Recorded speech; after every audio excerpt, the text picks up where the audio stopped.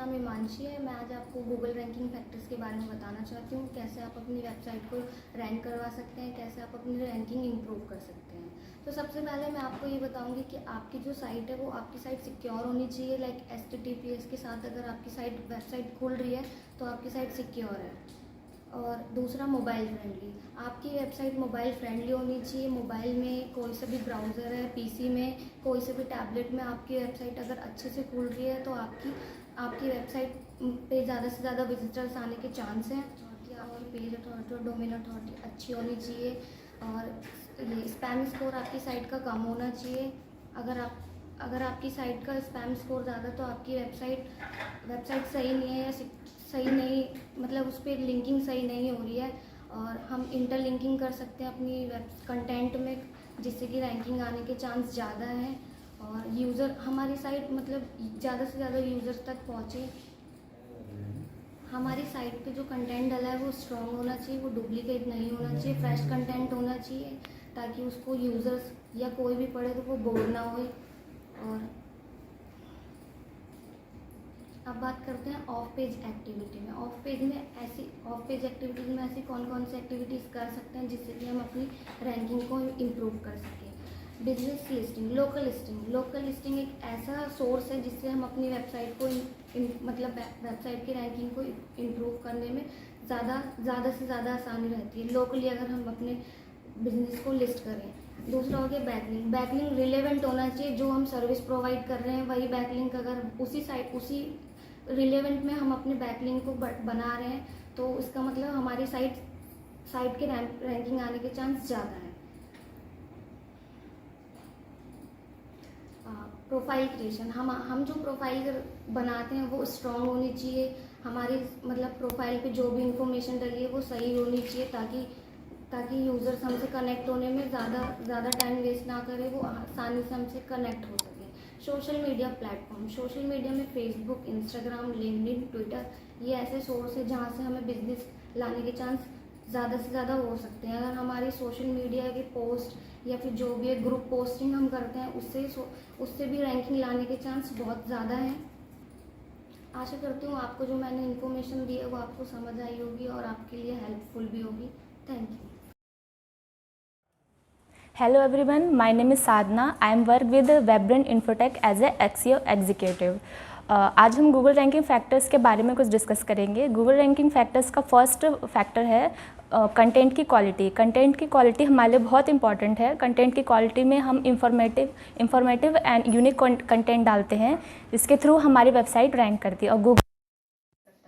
Second हमारा आता है कीवर्ड रिसर्च। कीवर्ड रिसर्च हमारे लिए बहुत इंपॉर्टेंट है, क्योंकि कीवर्ड रिसर्च के थ्रू कोई भी गूगल या फिर सर्च इंजन जो होगा हमारा वो टॉप रैंक पे नहीं ला सकता है, इसलिए हमारे लिए कीवर्ड रिसर्च भी बहुत इंपॉर्टेंट रखता है। थर्ड हमारा आता है HTTP सिक्योर। हमारी वेबसाइट HTTP सिक्योर होनी चाहिए। गूगल इस चीज़ को नोटिस करता है और जो भी वेबसाइट HTTP सिक्योर होती है गूगल उसको टॉप रैंक पे लाता है। फोर्थ आता है हमारा क्वालिटी बैकलिंक्स। क्वालिटी बैकलिंक्स हमारा पुराना फैक्टर है, क्योंकि इस पर हम ज़्यादा फोकस करते हैं। फिफ्थ है हमारा क्वालिटी बैकलिंक्स। क्वालिटी बैकलिंक्स भी हमारे लिए इतने ही इम्पॉर्टेंट है। क्वालिटी बैकलिंक्स किसी भी साइट पर क्वालिटी बैकलिंक्स बनाने से हमारी वेबसाइट गूगल पर रैंक आती है। सिक्स्थ है हमारा मोबाइल फ्रेंडली URL। आजकल की मोस्ट ऑफ जनरेशन मोबाइल से ही अपना सर्चिंग करती है, तो इसलिए हमारा URL मोबाइल फ्रेंडली जरूर होना चाहिए। सेवन्थ आता है हमारा इमेज ऑप्टिमाइजेशन। इमेज ऑप्टिमाइजेशन के अगर हम ऑल टैग के अंदर अपना कीवर्ड यूज़ करते हैं तो हम अपनी वेबसाइट पर रैंक इंक्रीज कर सकते हैं। होप आपको ये इन्फॉर्मेशन पसंद आई होगी। Thank you. Hello friends, my name is Lakshmi. मैं वाइब्रेंट इन्फोटेक में जॉब करती हूँ। मैं आपको कुछ बताना चाहती हूँ कि एक टॉपिक है कि गूगल के रैंकिंग फैक्टर्स क्या हैं। तो मैं आपको उसके फैक्टर्स के बारे में बताना चाहती हूँ। जैसे कि हमें कंटेंट मिलता है, हमें कंटेंट जो होता है वो हमारे क्वालिटी का होना चाहिए और उसकी जो लेंथ होती है वो ऑलमोस्ट थोड़ी सी बड़ी होनी चाहिए कि हम यूजर जो पढ़ते हैं तो उनको पढ़ने में थोड़ा सा सही लगे, और कंटेंट के बीच में हमारे जो कीवर्ड्स होते हैं उनसे रिलेटेड ही हमारा कंटेंट होना चाहिए। और इसके अलावा मैं आपको बताना चाहती हूँ कि उसकी HTTPS की साइट जो होती हैं वो हमारे लिए फ़ायदेमंद होती हैं। जिनके पीछे S लगा होता है वो साइट फ़ायदेमंद होती है, और जिनके पीछे S नहीं लगा होता है उस साइट को हम सर्च करते हैं तो कभी कभी गूगल में सर्च नहीं भी हो पाती है। जो HTTPS वाली साइट होती है वो गूगल में एकदम से सर्च होती है। इसके बारे में बताना चाहती हूँ। मोबाइल फ्रेंडली ये होता है कि हम अपनी साइट को हम पीसी में चला सकते हैं, हम मोबाइल में देख सकते हैं, क्योंकि आज के टाइम पे ज़्यादा से ज़्यादा लोग मोबाइल यूज़ करते हैं। तो हमारे पास अगर पीसी अवेलेबल नहीं है तो हम अपनी उस साइट को हम मोबाइल में सर्च करके देख सकते हैं, और मोबाइल में ज़्यादा से ज़्यादा यूजर्स देखते हैं उस चीज़ को। मैं आपको इसके बारे में और 3 फैक्टर्स बताना चाहती हूँ, जैसे कि हमारा ऑन पेज फैक्टर्स क्या होता है। ऑन पेज फैक्टर्स हमारे ये होता है कि मेटा डिस्क्रिप्शन होता है, उसमें टाइटल, डिस्क्रिप्शन, URL हम जो डालते हैं वो मेटा डिस्क्रिप्शन होता है हमारा। अगर आपको ये वीडियो अच्छी लगी हो तो आप प्लीज़ इसे लाइक करिए, सब्सक्राइब करिए एंड शेयर करिए। Thank you. हेलो गाइस, मेरा नाम सुरेंद्र कुमार है और मैं वेबब्रेन इन्फोटेक में SEO एग्जीक्यूटिव हूँ। मैं आज आपको बताऊंगा कि what is a Google ranking factor. आज मैं बताऊंगा कि मतलब हम क्या क्या टूल यूज़ करें जिससे हमारी रैंकिंग आ सकती है। फर्स्ट ऑफ ऑल, हमारी जो वेबसाइट है वो सिक्योर होनी चाहिए, HTTPS होनी चाहिए। उसके बाद उसका डोमेन ऑथोरिटी मतलब एक नॉर्मल 25 से कम है तो समझ लीजिए कि आपकी वेबसाइट एक तरीके से सही नहीं है, इससे ऊपर ही होनी चाहिए आपकी वेबसाइट। और मोबाइल फ्रेंडली होनी चाहिए, क्योंकि आज हर किसी व्यक्ति के पास मोबाइल मिलेगा, या एंड्रॉयड हो या नॉर्मल कोई सा भी फ़ोन मिलेगा, तो किसी के पास इतना टाइम नहीं कि वो आपकी वेबसाइट को सिस्टम पे खोल सके, लैपटॉप पे खोल सके। तो वो सोचता है कि मोबाइल पे क्यों ना मैं अपनी वेबसाइट खोलूँ। तो हमारी जो वेबसाइट है मोबाइल फ्रेंडली होनी चाहिए, यूज़र फ्रेंडली होनी चाहिए। यूज़र फ्रेंडली से मतलब ये कि ईज़िली कोई भी बंदा उस वेबसाइट पे जा करके अपनी इन्फॉर्मेशन वहाँ से ले सके। और इसकी जो स्पीड होनी चाहिए वो भी एक तरीके से अच्छी होनी चाहिए कि हमने मान लो कोई भी साइट सर्च करी, वो तुरंत ही कोई मतलब जल्दी ही खुल जाए। कुछ वेबसाइट्स ऐसी होती हैं काफ़ी टाइम लगाती है, लोड लेने में इतना टाइम लगाती है, तो इससे उसके रैंकिंग पे भी इफेक्ट पड़ता है। जब वेबसाइट धीरे खुलेगी तो ऑटोमेटिक है कि बंदा उसको कट करके दूसरी वेबसाइट ओपन कर लेगा। ये भी एक मेन फैक्टर है। इसके बाद हम जैसे कि सोशल मीडिया, आजकल हर कोई बंदा इंगेज करता है सोशल मीडिया पे। कोई भी वेबसाइट हो, अगर उसका सोशल मीडिया नहीं तो मुझे लगता है कि कुछ परसेंटेज उसके कम है कि गूगल में रैंकिंग आ सके। क्योंकि आजकल हर कोई बंदा फेसबुक, ट्विटर, इंस्टा, लिंक्डइन से जुड़ा हुआ है। जिस किसी को भी आप अगर उसको कुछ नहीं भी आता है तो उसके पास फेसबुक, इंस्टाग्राम, ये 2 चीज़ तो आपको ज़रूरी मिलेगा, तो वहाँ से भी इंगेज बढ़ता है। ये भी एक अच्छा फैक्टर है रैंकिंग के लिए। और सबसे मेन फैक्टर हमारी जो वेबसाइट है उसकी इन्फॉर्मेशन क्या है। मान लो हमारी एक वेबसाइट है, उस पर हमने नाम डाल दिया, एड्रेस डाल दिया, बाकी का कुछ पता ही नहीं है। तो ये भी चीज़ एक फैक्टर होना चाहिए कि हमारी एक वेबसाइट है तो प्रॉपर एक उसका नाम, एड्रेस, फ़ोन नंबर, पूरी डिटेल होनी चाहिए, जिससे अगर बंदा उस वेबसाइट पे जाता है तो उसको कहीं दूसरे जगह जाने की ज़रूरत ना पड़े, पूरी डिटेल वहीं से मिल जाए। नाम, एड्रेस, फ़ोन नंबर, कोई भी चीज़ उसको ख़रीदना है या और भी सर्विस लेना है तो सारी डिटेल उसकी वेबसाइट पे ही जा करके मिल जाए। तो ये चीज़ एक वेबसाइट के अंदर प्रॉपर होनी चाहिए। उसके बाद हम आ जाते हैं कि मतलब क्या क्या एक्टिविटीज़ करें जिससे कि रैंकिंग आ सकती है। जैसे लोकली टारगेट, हम लोग जितना लोकली टारगेट करेंगे उसके कीवर्ड पे या उसकी वेबसाइट पे वो ज़्यादा होगा, मतलब ज़्यादा यूजेबल होगा किसी भी वेबसाइट के लिए।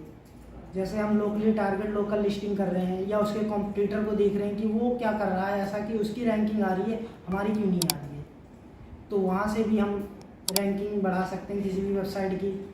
और इसमें 3 तरीके से बैकलिंक बनते हैं, एक ऑन इनबाउंड, आउटबाउंड। और मैं ऑन पेज में आपको बता रहा था कि जैसे हम मेटा टाइटल रखते हैं तो उसके बाद सब टाइटल, फिर उसके बाद सब टाइटल, तो हम उसके लिए H1 टैग यूज करेंगे टाइटल के लिए, और हमें सब टाइटल रखना है तो H2 टैग, उसी तरीके से फिर उसका कोई एक टाइटल रखना है सब टाइटल तो H3 टैग। इस तरीके से हम मेटा जो टाइटल होगा उसके यूज में ये टैग यूज करते हैं। बट इसकी जो लेंथ होनी चाहिए कम से कम 10 से 15 वर्ड की होनी चाहिए। अगर इससे आप ऊपर लिखते हैं तो जैसे गूगल में आप टाइप करेंगे तो वो उतने वर्ड दिखेगा ही नहीं, तो जिससे क्या इफेक्ट पड़ेगा कि गूगल वो उसको पढ़ ही नहीं पाएगा। जब पढ़ ही नहीं पाएगा तो वो एग्जैक्ट इन्फॉर्मेशन क्या दे पाएगा किसी भी यूज़र को।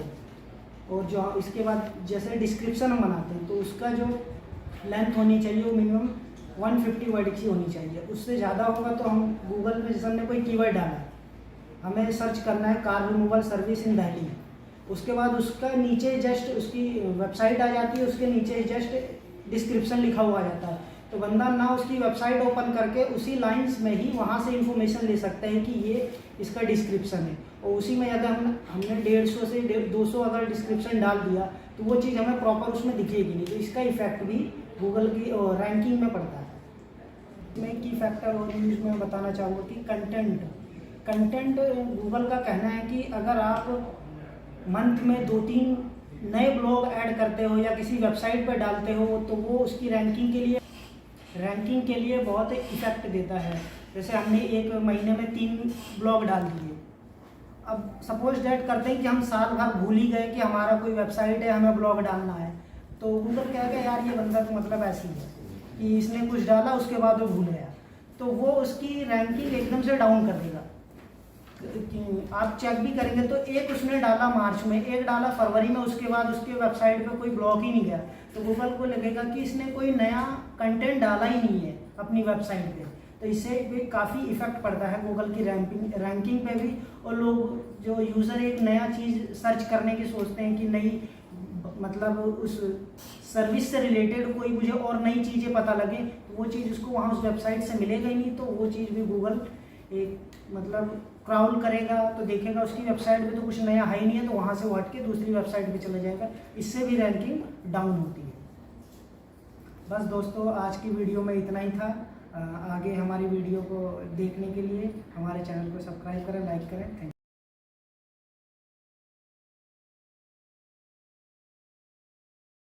आज मैं आपको SEO के बारे में बताऊंगी। SEO का full form search engine optimization. ये SEO की सहायता से गूगल हमारे ब्लॉग को फर्स्ट पेज पर ले आता है, मतलब हमारी रैंक को। जब गूगल किसी भी पेज को रैंक कराता है तो सबसे पहले वो रैंक फैक्टर्स का प्रयोग करता है। इसके लिए रैंक फैक्टर्स कौन कौन से होते हैं? HTTPS, ब्लॉग का HTTPS, content quality, content length, keyword research, HTTPS, HTTP, mobile friendly, domain age, domain registration और हेडलाइंस और पेज की स्पीड।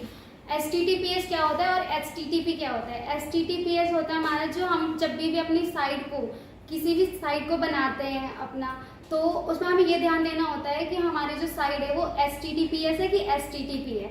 HTTP जो साइट होती है वो कभी भी सुरक्षित नहीं होती है और HTTPS जो साइट होती है वो सुरक्षित होती है। ये चीज़ हमें कैसे पता चलती है? ये चीज़ हम जब गूगल पे सर्च करते हैं कोई भी चीज़, तो हम सबसे पहले सर्च करेंगे तो ग्रीन कलर का हो जाता है। जैसे हम HTTPS हमारी जो साइट है वो ग्रीन कलर का पहले ही शो करने लग जाता है, मतलब वो हमारी साइट जो है वो सुरक्षित है। अब मैं आपको बैकलिंक क्वालिटी के बारे में बताऊंगी। बैकलिंक, हम जब भी गूगल पे बैकलिंक्स ढूंढते हैं तो ये चीज़ हमें क्या क्या उसमें ध्यान देना चाहिए। सबसे पहले DA हमें ध्यान देना चाहिए और उसका स्कोर कितना है वो चीज़ ध्यान देना चाहिए। DA हमारा कम से कम 80 तक होना चाहिए। PA चाहे कुछ भी हो, चाहे 60 हो, 20 हो या कुछ भी हो, लेकिन जो हमारा स्कोर है वो 1 से लेके 5 के बीच में तक ही होनी चाहिए, क्योंकि इससे हमारी साइट की जो रैंकिंग है वो काफ़ी इंक्रीज होती है ये चीज़ चेक करने से। उससे पहले सबसे पहले हमें अपनी साइट की रैंकिंग देखनी पड़ेगी कि हमारी साइट की जो DA है वो कितनी है। उसके हिसाब से ही हम अब मतलब दूसरों की साइट से हम बैकलिंक कर सकते हैं। उसके बाद है कंटेंट लेंथ। कंटेंट लेंथ कम से कम 700 से 800 वर्ड में होने चाहिए, क्योंकि ताकि गूगल जब भी हमारे कंटेंट को रीड करे या कोई विजिटर हमारे कंटेंट को रीड करे तो वो बोर ना हो, उसे काफ़ी अच्छी चीज़ें उसे जानकारी मिले। और हमेशा हमें अपने कंटेंट में सोशल मीडिया लिंक को रखना चाहिए, ताकि अगर उसे वो चीज़ अच्छी लगे तो वो शेयर कर सके आगे भी। इससे हमारे रैंकिंग पे काफ़ी इफेक्ट पड़ता है। धन्यवाद।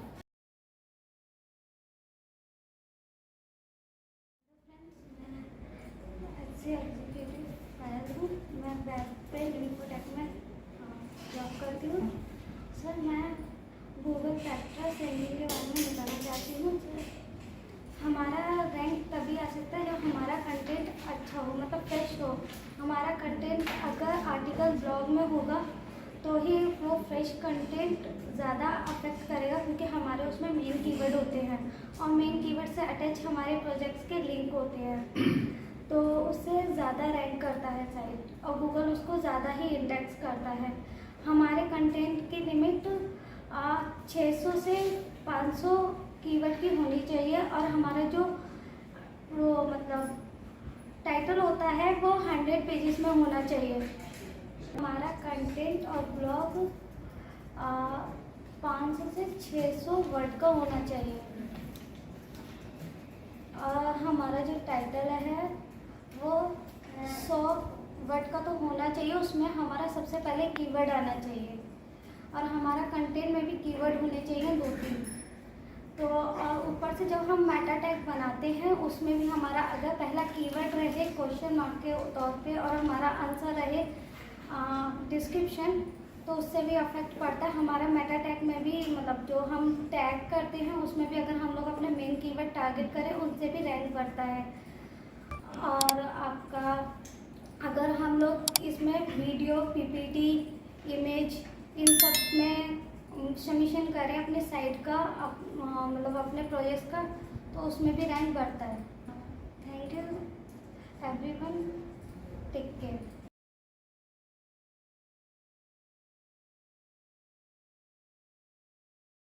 नमस्कार दोस्तों, मैं अजीत कुमार फिर से लेके आया हूँ आपके लिए एक अच्छा सा टॉपिक।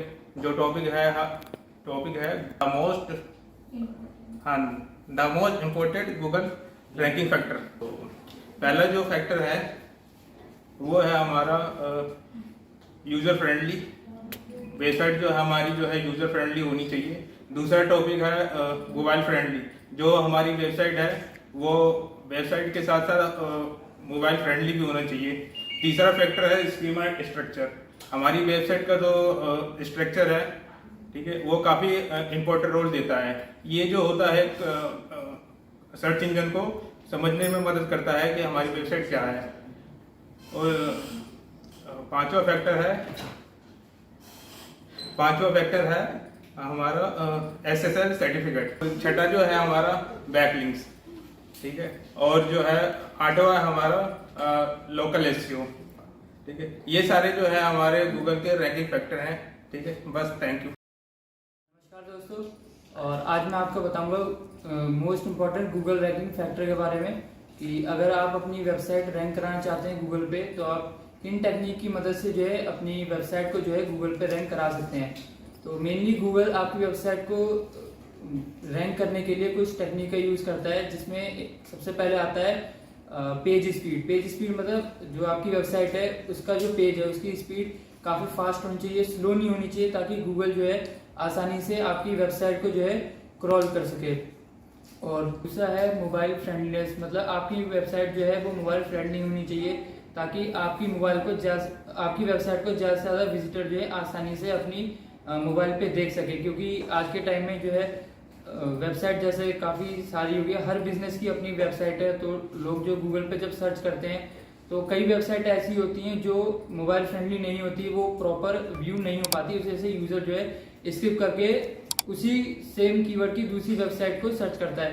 लेकिन अगर आपकी वेबसाइट जो है मोबाइल फ्रेंडली है तो व्यूअर्स जो यूज़र है वो उसको ज़्यादा टाइम तक देखेगा, उस पर ज़्यादा टाइम तक विजिट भी करेगा।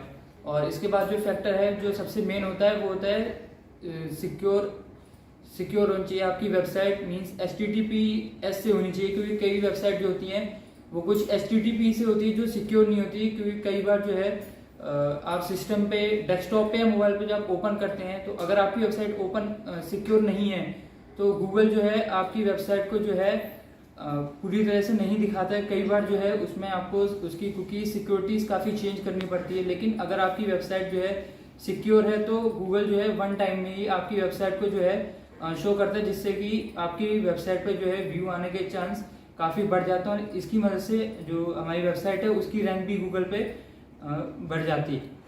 तो ये कुछ इम्पोर्टेंट फैक्टर्स थे, वैसे तो काफ़ी सारे फैक्टर हैं। तो अभी मैंने इस वीडियो में जितना शेयर किया है, और भी फैक्टर होंगे वो नेक्स्ट वीडियो में आपके साथ मैं शेयर करूँ। तब तक के लिए थैंक यू।